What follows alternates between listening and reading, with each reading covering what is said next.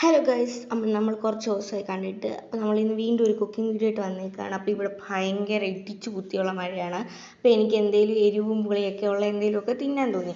അപ്പോൾ അവിടെ ഒരു കുഞ്ഞ് കൈതച്ചക്ക ഇരിപ്പുണ്ടായിരുന്നു. അതേ മൊത്തം ഉറുമ്പൊക്കെ കയറിയിരുന്ന് ആ ഉറുമ്പ് എടുത്തുകൊണ്ട് പോകുന്ന പോലെ ഇരിക്കുമായിരുന്നു. ഇങ്ങനെ ആ ഉറുമ്പിനെയൊക്കെ തട്ടിക്കൊട്ടി കളഞ്ഞിട്ട് ആ കൈതച്ചക്ക തണ്ടും മുണ്ടും പീസൊക്കെ ആക്കി.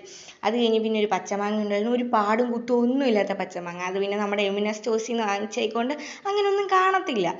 അങ്ങനെ നല്ല പച്ചക്കറിയും ഇതൊക്കെ വേണ്ടവർ എമിന സ്റ്റോഴ്സിൽ ചെല്ലുക.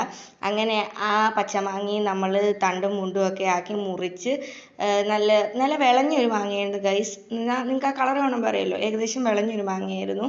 അത്യാവശ്യം കുറച്ച് പുളിയൊക്കെ കാണത്തുള്ളെന്ന് വിചാരിച്ചു. അങ്ങനെ അതും മുറിച്ച് ആ കൈതച്ചക്കയുടെ കൂടെ ഇട്ടു.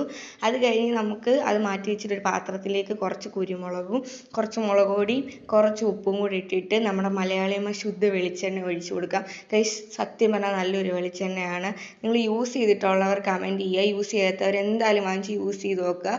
അങ്ങനെ അത് മൂന്നും കൂടെ മിക്സ് ചെയ്ത് കഴിഞ്ഞിട്ട് നമുക്ക് അരിഞ്ഞ് തുണ്ടാക്കി വെച്ചേക്കുന്ന കൈതച്ചക്കയും മാങ്ങ അതിനകത്തേക്ക് ഇട്ട് മിക്സ് ചെയ്ത് ഈ ഒരു പരുവമ്പ് കഴിച്ചു നോക്കാം ഗൈസ്. ഞാൻ ആദ്യം പച്ചമാങ്ങ എടുത്ത് കഴിച്ചു നോക്കി.